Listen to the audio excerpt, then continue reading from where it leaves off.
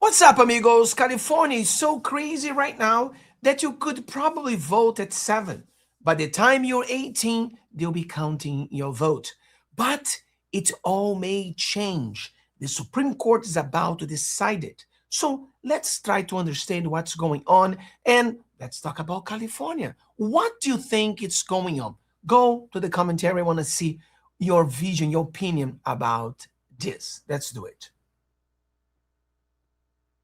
The interesting thing is that there is a Supreme Court case pending right now. The court's already heard it. We're waiting at this end of the term in June. We get all of these last decisions, the big ones. This one came out of Mississippi, and it deals with a state law that says how long you can count ballots after Election Day, if they're postmarked, what the grace period is there. So I can't wait. We're going to get opinions next Thursday. Maybe that's in the pile, but it's certainly something that could be a big resounding ripple effect across the country based on what they decide in Mississippi. Yeah, this all changed during COVID. And California changed, like they were on steroids, the way they were changing their election laws in 2001, just extending the grace period that they were giving so many people. And it's led to this. And, Shannon, it's flown under the radar because we've been focused on national elections 2 years ago and the midterms 2 years before that. But California, like determining the balance of power in the House, we've been waiting on California for 4 years now.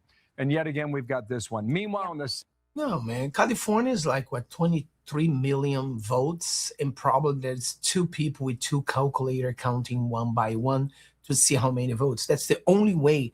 Even if you try to be that slow, you wouldn't be able to be that slow.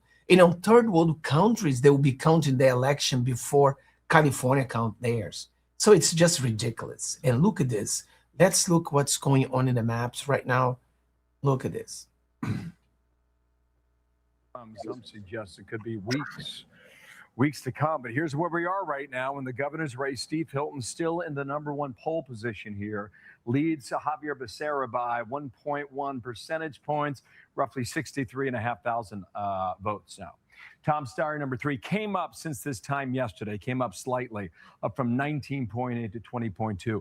Now you start to think there are more than 3 candidates in California. 60% of the votes been counted, so several million votes still out there. I'm going to go to a second panel here because I think there were 60 total candidates, 60 candidates for governor.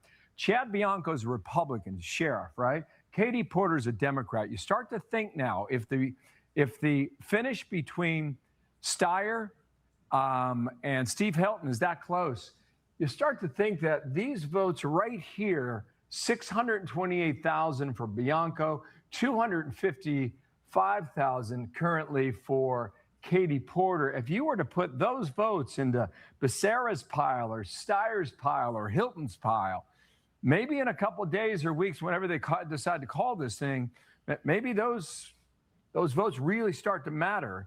On that second page, those candidates are out of it. Guys, I don't know, but I my hopes are not really high. I don't have high hopes to California go red, really. I mean, the way all the Republicans are leaving California and going to places like Texas and Florida and Montana and every other place, there is only the Democrats left in California. And the Democrats, they are dumber and dumber, so they don't want to fix it. I remember in California, they did this stupidity of taxing the super rich because they would collect 20 billion a year. So they made 48 billionaires to leave California, and they are losing 20 billion a year. So Democrats are Democrats, and they are destroying California. That's what they're doing. But nonetheless, they still attracted votes, and some of those votes could have been used in other areas. And you just wonder, like, if it is razor thin, what is the difference there in the end? Here's the mayor's race now. 64% of the votes been counted. Again, Karen Bass has advanced to the runoff. So we're waiting right now on what happens with Spencer Pratt. Ticked a bit lower overnight. Nithya Raman, the progressive, ticked a bit higher. So these two really are in a battle. And some observers believe that Raman is not out of this because a lot of the vote that comes in late tends to come from more Democratic circles here in Hollywood, LA, and East LA. So that's where we stand right. Honestly, I want to see Pratt against Bass or Dumb Bass, because that would help us, destroying Gavin Newsom. Seeing him debating her, going after Kevin Newsom would be a huge plus for all of us because Gavin Newsom is preparing himself to come to presidential election. He wants to be the president. And many people say, oh, it is impossible. Well, Biden became the president of the United States means everything is possible. The Democrats are Democrats. Don't underestimate the stupidity of the American people. So we need to really look at this.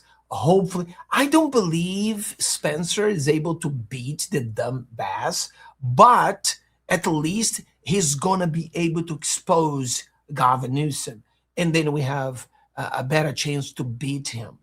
I don't know who's going to be the next president, if it is going to be Marco Rubio or J.D. Vance. Let me know which one would you rather have as your candidate, J.D. Vance or Marco Rubio? I want to see your position on that.